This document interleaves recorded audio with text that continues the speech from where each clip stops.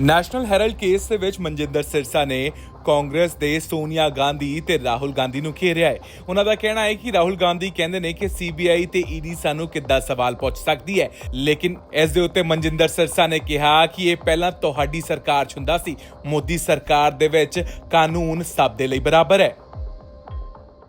गांधी परिवार और कांग्रेस के कुछ गुंडे अब सड़कों के ऊपर उतरकर गुंडागर्दी कर रहे हैं। कह रहे हैं हमें तुम कैसे पूछ सकती है ईडी सीबीआई, हमें तो जन्मसिद्ध अधिकार है, हम तो गांधी परिवार हैं, इसलिए हमसे तो कोई लेखा जोखा मांग ही नहीं सकता, कानून हमारे पे लागू ही नहीं होता और हम कुछ भी लूटें इस देश को तुम हमसे सवाल नहीं पूछोगे। राहुल गांधी जी, ऐसा होता था पहले, ये ठीक सोचते हो आप। सोनिया गांधी जी, ऐसा होता था पहले, आप ठीक ही सोचते हो, लेकिन अब वो समान नहीं रहा। ये मोदी जी की सरकार है, आपको हिसाब देना पड़ेगा। आपने नेशनल हेरल्ड जैसा न्यूज़पेपर जो देश के लोगों ने एक एक रुपया इकट्ठा करके आजादी की जंग लड़ने के लिए बनाया था, आप उसको भी लूट कर ले गए।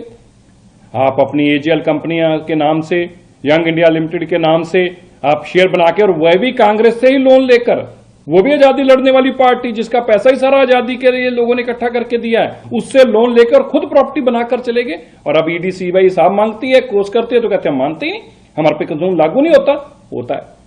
और तुम्हारी जो गलतफहमी थी कि आप पे कानून लागू नहीं होता, ये भी आपके सामने स्पष्ट हो जाएगा।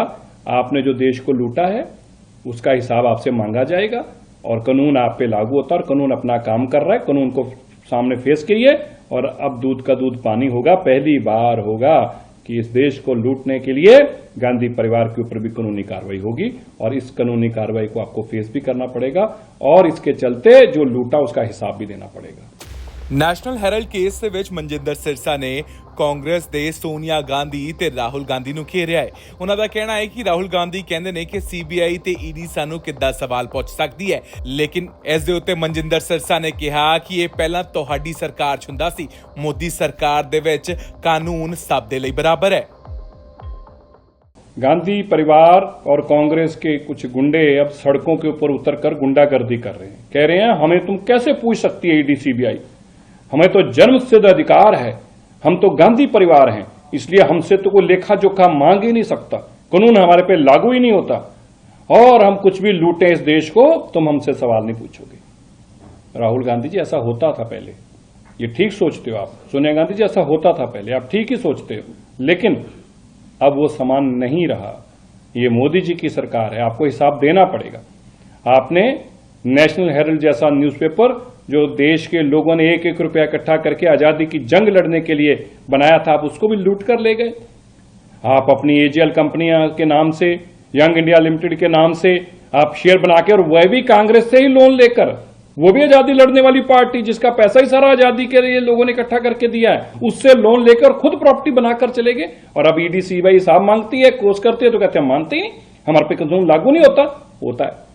और तुम्हारी जो गलतफहमी थी कि आप पे कानून लागू नहीं होता, ये भी आपके सामने स्पष्ट हो जाएगा।